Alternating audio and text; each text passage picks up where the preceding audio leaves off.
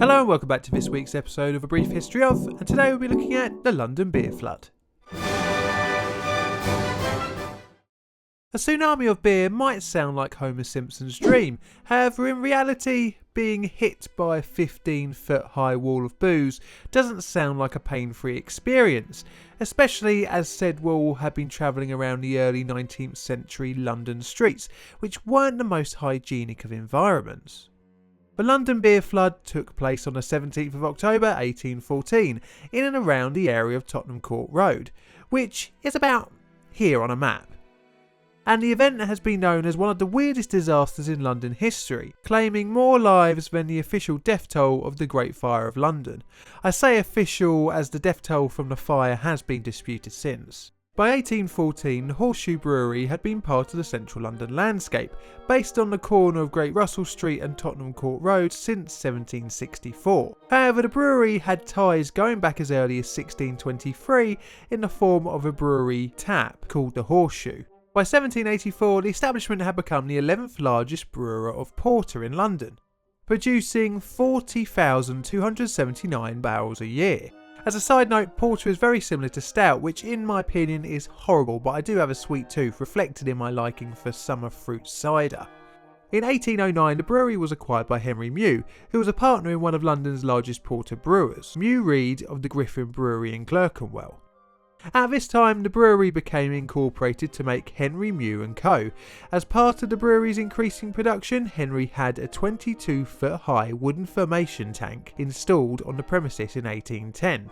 This fermentation tank was held together with cast iron rings and could accommodate a whopping 3,500 barrels of brown porter ale. And I don't need to tell you that is a lot of booze. By 1814 the cast iron rings had become corroded, and on the afternoon of the 17th of October one of the rings failed, and after an hour had gone by the whole vat burst open, releasing felted hot ale in a torrent so strong that one of the brewery's walls fell down. The gush of booze also blasted open several more vats, emptying its contents, over 320,000 gallons, around 1.4 million litres, out onto the London streets.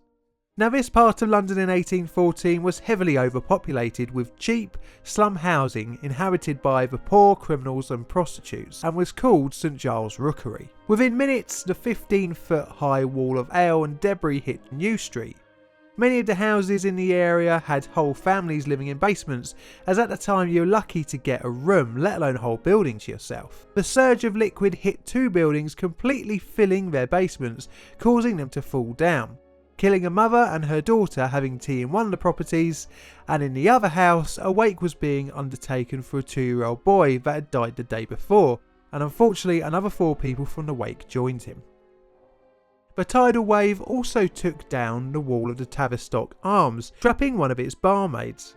In total, 8 people lost their lives to the flood, although the figure was only an estimate. In the ensuing chaos, hundreds of people took to the streets to help themselves to the gallons of free beer, many taking containers to fill up. Rather disgustingly, some opted to just stick their head in the river of ale. Apparently, there was a 9th death attributed to the flood, reportedly due to alcohol poisoning. The Times reported on the 19th of October 1814, the bursting of the brewhouse walls, the fall of heavy timber, materially contributed to aggravate the mischief by forcing roofs and walls of the adjoining houses. The area was devastated, with the smell of beer sticking around for months after the flood, much like how central London smells on a Friday night now.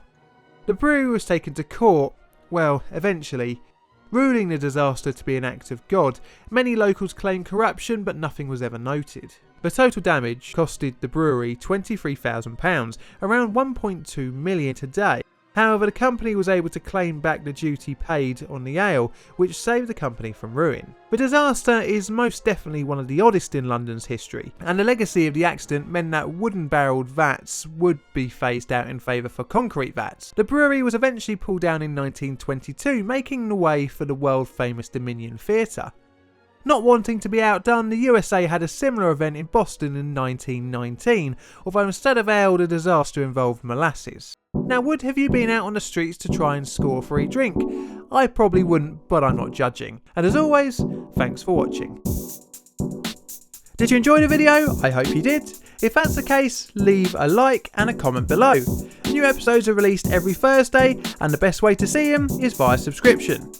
You can help the channel grow by sharing videos with your friends, and there's also a Patreon link down below if you fancy financially supporting the channel. I look forward to seeing you on the next one.